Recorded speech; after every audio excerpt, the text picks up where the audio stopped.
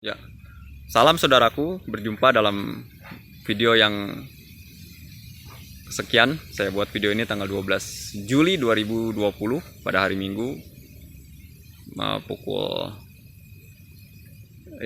pukul hampir pukul 4 sore lah. Salam jumpa dalam Suara 10 bersama saya Yudi Setiawan.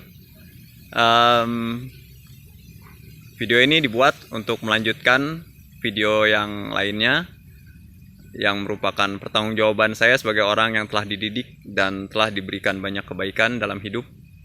Oleh karena itu saya terpanggil dan mendedikasikan hidup saya untuk minimal untuk menyumbangkan ide untuk menyelesaikan masalah. Ya, saya pun tidak hanya terbatas ide sih, pastinya dengan tindakan juga. Percuma cuma beride saja, hanya berangan-angan. Pada kesempatan ini saya akan membuat sebuah ulasan mengenai dampak, maksudnya bagaimana mengatasi dampak ekonomi, maksudnya dampak COVID-19 dalam bidang ekonomi ya, dampak virus corona baru 2019 di bidang ekonomi. Hal yang kita hadapi sekarang ya, ekonomi mulai bergetar atau rusak atau sudah mendekati resesi. Hal itu sangat mengkhawatirkan karena dengan ekonomi rusak atau kolaps, kondisi lingkungan menjadi tidak aman, maksudnya kriminalitas menjadi tinggi, lalu angka kelaparan atau hal-hal yang berbau bencana kemanusiaan akan mulai dekat. Perang juga bisa terjadi, atau hal-hal yang buruk lainnya bisa terjadi. Manusia melakukan hal-hal yang di luar nalar atau bahkan di luar kemanusiaannya sendiri, itu bisa terjadi. Jadi hal-hal seperti itu harus dihindari. Jadi ya, mari kita coba untuk mengulas ya. Mari saya akan mencoba untuk mengulasnya, maksudnya. Corona baru tidak pernah kita undang dan dia sudah datang. Dan saya pun tidak menganggap itu dari Tuhan. Tuhan memang menyetujui corona ada di dunia dengan menciptakan corona, tetapi manusialah dengan kelakuannya yang telah membuat corona baru itu muncul dengan mutasi yang sangat kuat sehingga menginfeksi manusia dan mengakibatkan cukup banyak kematian, 500.000 lebih setahu saya sih sampai hari ini. Atau 600.000 lebih, saya belum update ya. 500.000 lebih setahu saya. Dampak virus corona di bidang ekonomi, terus terang untuk orang-orang yang bermodal kecil akan sangat mendekati hancur atau bangkrut ya. Tapi untuk orang-orang bermodal besar, mereka masih menyimpan uang dalam bentuk emas, dalam bentuk tanah atau dalam bentuk yang lainnya. Mereka mungkin masih bisa bertahan. Tapi ya sampai kapan, mereka pun harus berpikir ketahanan mereka dengan ujian waktu. Kondisi sekarang tidak bisa kita biarkan, kita harus melawannya. Saya banyak melihat toko-toko atau pedagang-pedagang yang bahkan yang kecil-kecil, tukang gerobak yang didorong, tukang makanan yang didorong, atau yang lain-lainnya sudah mulai jarang, atau mereka pun sudah sangat tipis penghasilannya. Sekedar untuk mencukupi hidup mereka saja udah sangat sulit, apalagi untuk menabung, untuk menata kehidupan di masa datang, untuk membiayai pendidikan dan lain-lainnya untuk hidup yang lebih baik. Pasti itu sudah sangat jauh bagi mereka. Jadi bagaimana kita menghadapi kondisi yang seperti ini?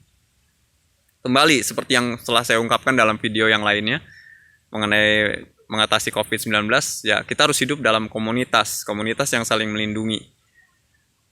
Contoh lah, dalam sebuah bisnis, kita bisa melihat jika sebuah perusahaan atau sebuah usaha ketika bencana datang dia langsung mem-PHK atau memecat karyawannya, dan itu dilakukan dengan sangat, ya bagi saya kejam. Kondisi sedang sulit, karyawan di PHK, tapi itu adalah pilihan yang paling masuk akal katanya dan rasional katanya, walaupun mengabaikan sisi kemanusiaan bisa jadi.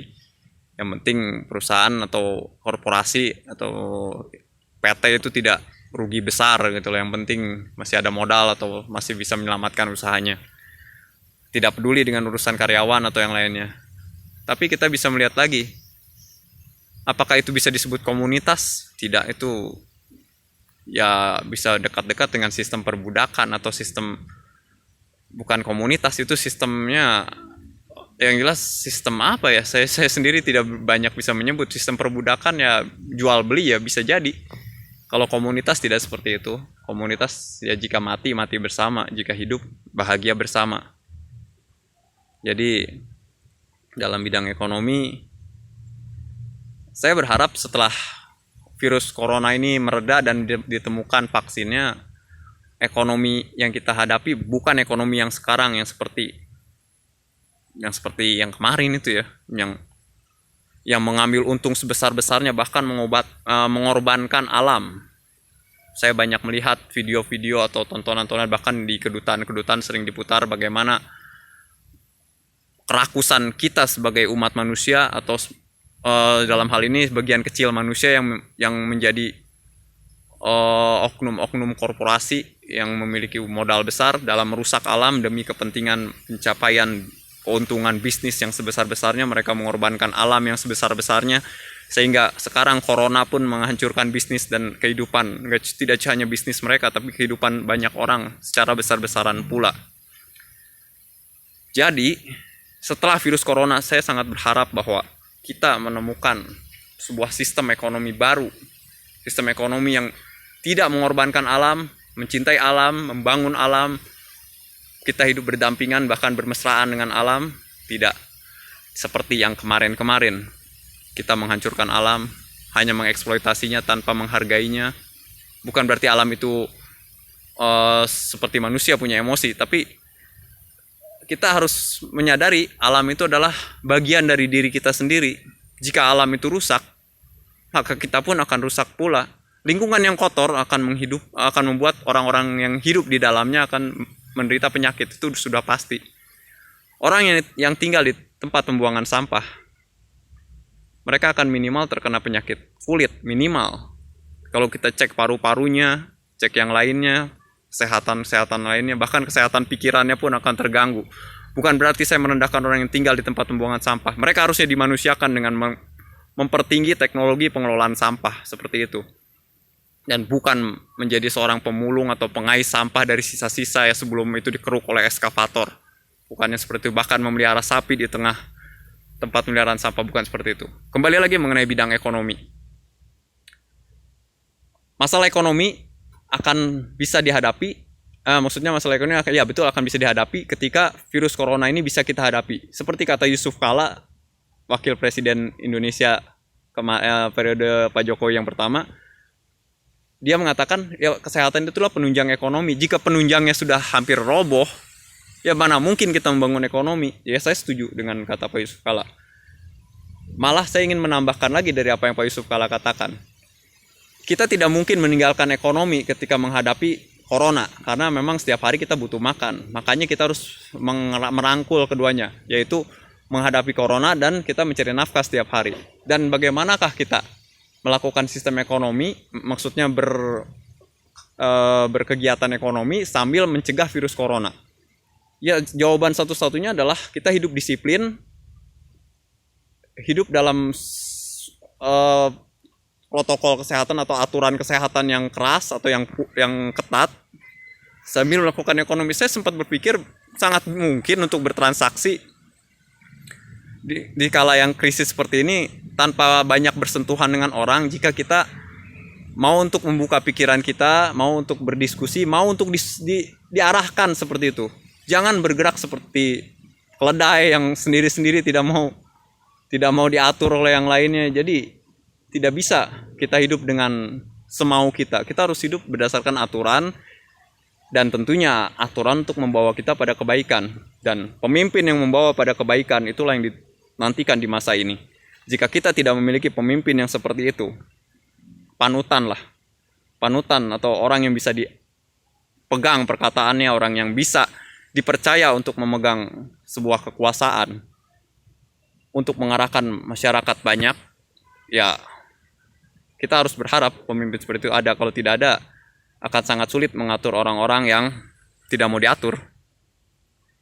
Bukan berarti pemimpin itu harus keras, apa-apa berdasarkan hukum, melakukan hal-hal tindakan yang keras. Tapi dia bisa memberikan pengajaran, pengayoman, dan bisa memberikan didikan yang baik bagi masyarakat. Karena virus corona ini bagi saya tidak mungkin diselesaikan oleh 1-2 orang. Ini hanya bisa diselesaikan oleh sekelompok orang, bahkan oleh bangsa. Jika satu bangsa di dunia ini bisa menyelesaikan corona, maka bangsa itu akan berbagi pada bangsa lain. Karena virus corona ini berbicara mengenai kebiasaan hidup kolektif bersama-sama. Maksudnya kehidupan hidup masyarakat secara berumpun, bukannya kehidupan hidup pribadi saja.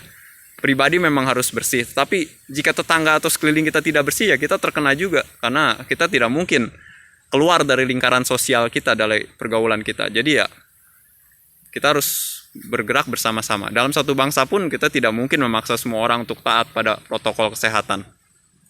Jadi ada sebagian yang tidak mau. Jadi bagaimana kita menghadapi kondisi seperti ini ya, kita menghadapi realistis saja. Yang mau diatur, maka kita bergabung. Yang tidak mau diatur, ya kita asingkan mereka.